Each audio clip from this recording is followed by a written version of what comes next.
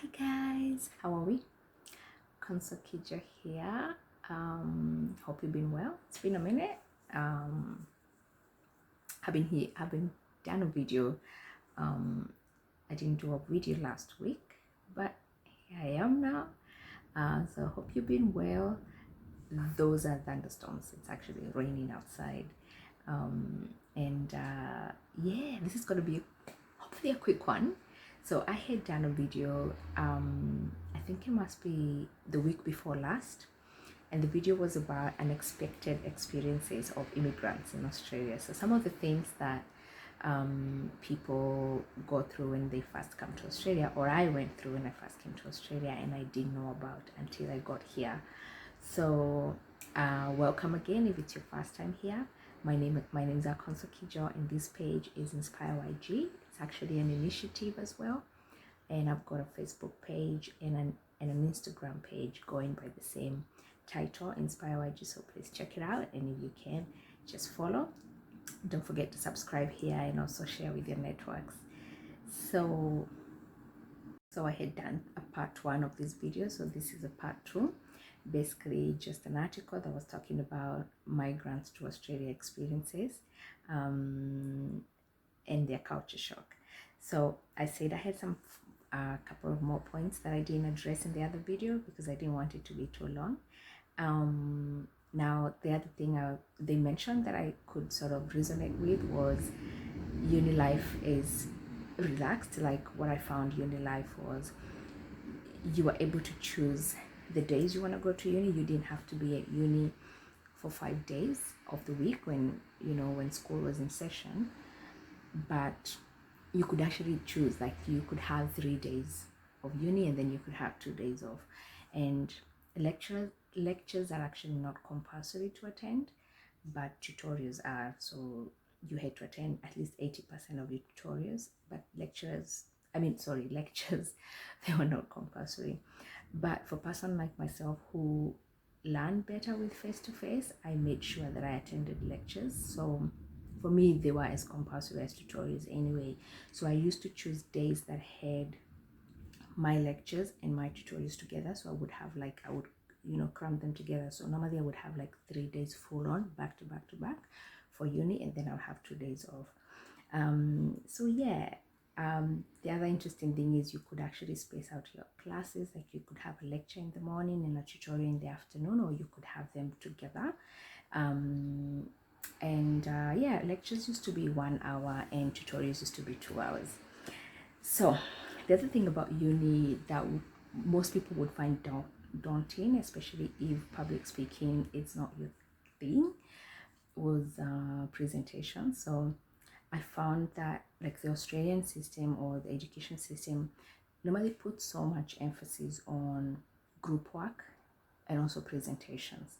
So it's something that I don't remember doing much of in Kenya. In Kenya it was more of exams, but here it's more of doing essays and critical thinking and expressing yourself, which is quite different, but I love it. Like this type of education system, I came to figure out it's actually what works better for me, and I wonder where I would be if that's what I did since I was young,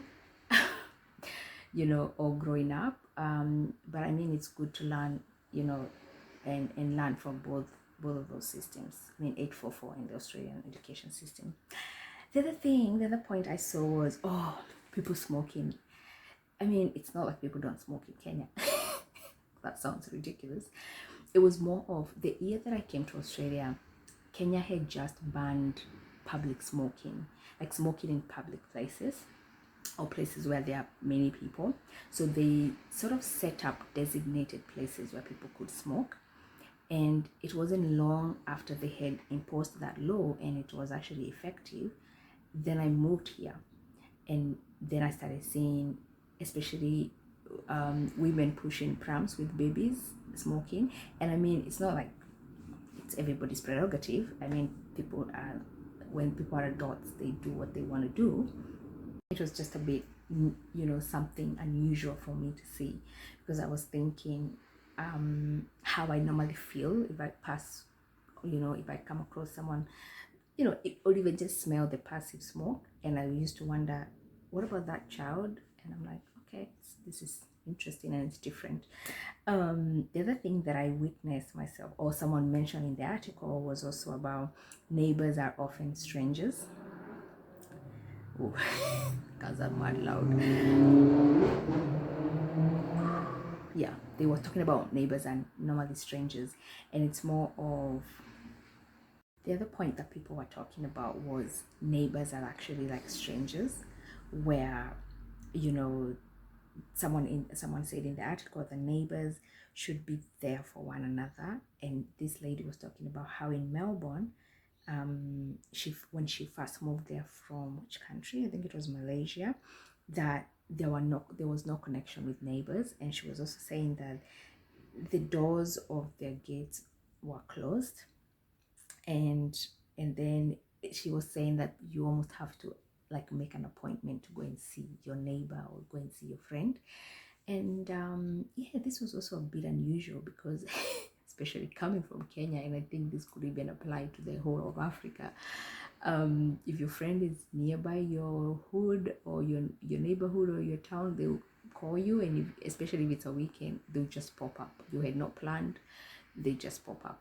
It's so normal that when I came here, and to learn that obviously you have to tell someone you're going to see them, because someone probably did double shift or they're not even home, or it's even considered intrusive to just rock up at somebody's house without giving them like a prior notice. So it's quite a culture shock when you come to a place, when you come from that kind of a culture or that kind of background to now this one where it's almost like you're literally making an appointment to see your friend. The other one was the same lady mentioned that in Australia, most of the activities happen in the backyard.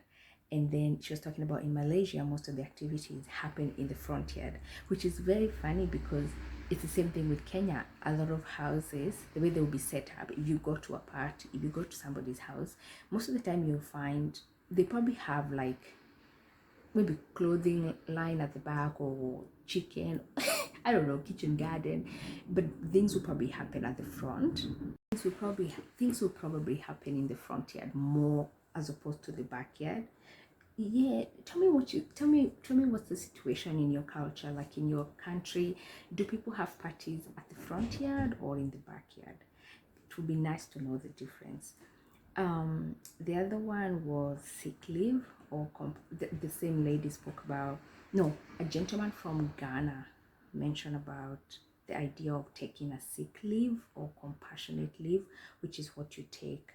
Compassionate leave, you take it if maybe you have a close family member who's probably passed away, or they're very sick or in palliative stage, in a hospital or nurse, whatever it is, that you can get compassionate leave.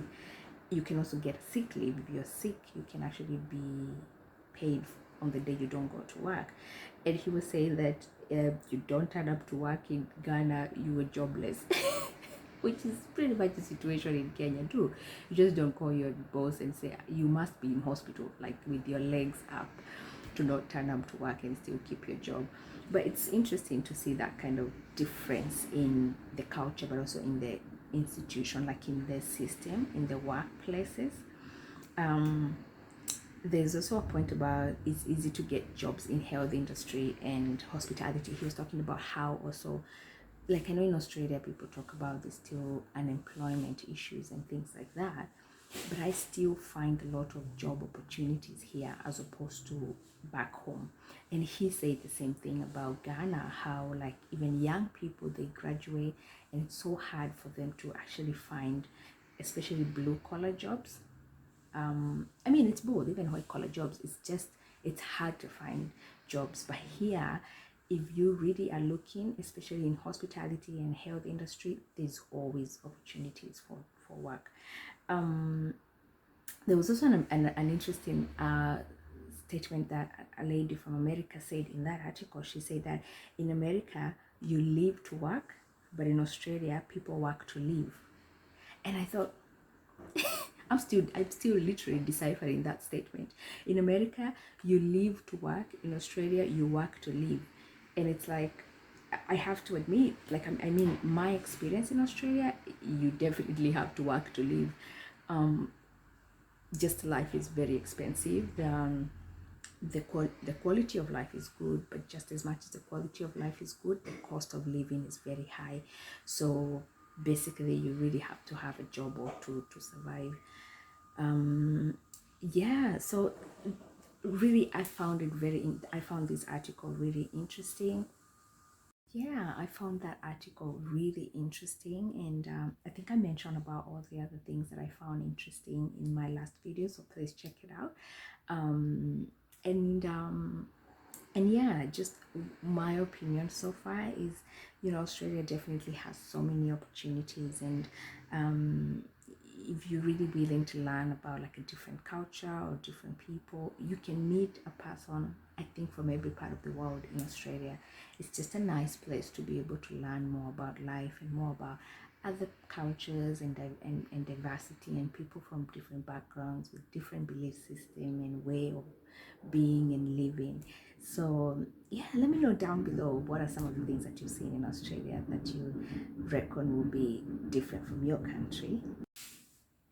And thank you so much for popping in on this video. And if you have any questions regarding these two videos, please feel free to get back to me either on the comment section or on my Facebook or Instagram on InspireYG. And thank you so much for popping in. And please don't forget to share, like, and subscribe. And I'll see you on the next one. Bye.